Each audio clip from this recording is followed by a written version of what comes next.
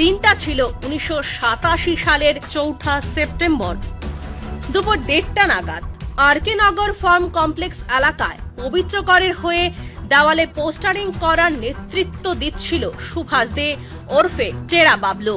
সেখানে তার নেতৃত্বে ছিল বেশ কয়েকজন। সে সময় বিজয় ভূষণ চক্রবর্তী ও ভজন ঘোষ এগিয়ে যায় দেওয়াল দখলকারীদের দিকে।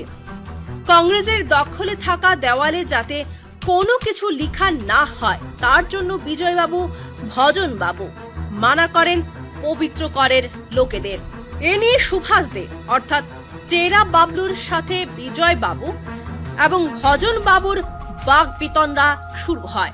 এক সময় পবিত্র করের ঠ্যাঙারে বাহিনী আক্রমণ করে বসে বিজয়বাবু ও ভজনবাবুর উপর। দা, লাঠি, কিরিচ ইত্যাদি নিয়ে জঘন্য জিঙ্ঘাসায় ঘাতক বাহিনী ঝাঁপিয়ে পড়ে। অস্ত্রের একাধিক আঘাতে তাদের রক্তাক্ত করে তোলে। ঘাতক বাহিনীর আক্রমণে মাটিতে লুটিয়ে পড়ে বিজয়ভূষণ চক্রবর্তী ও ভজন ঘোষ, মাটি ভিজে লাল রক্তে। সে সময় ফার্মে কাজ করছিলেন শ্রমিক নেতা নিখিল দে।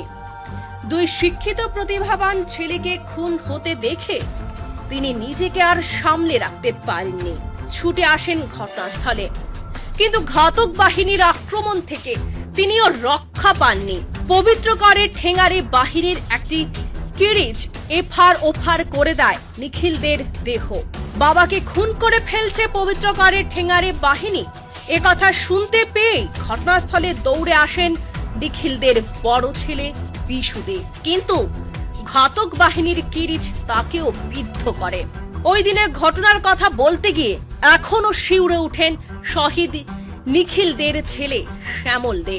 তিনি জানিয়েছেন, সম্পূর্ণ পরিকল্পনা মাফিক পবিত্র কর ঠান্ডা মাথায় খুন করিয়েছেন বিজয় ভূষণ চক্রবর্তী, ভজন ঘোষ এবং ওনার বাবা নিখিল দেকে। শ্যামল দে জানান, বাবাকে বাঁচাতে বড় ভাই বিশু দে নিখিল দেকে ঘাতক বাহিনীর আক্রমণ থেকে রক্ষা করতে তাকে আড়াল করে শুয়ে পড়েছিল বাবার উপরে। কিন্তু বাদল চক্রবর্তীর কিরিচের আঘাতে বারবার বিদ্ধ হয়েছে বিশু বাবুর দেহ।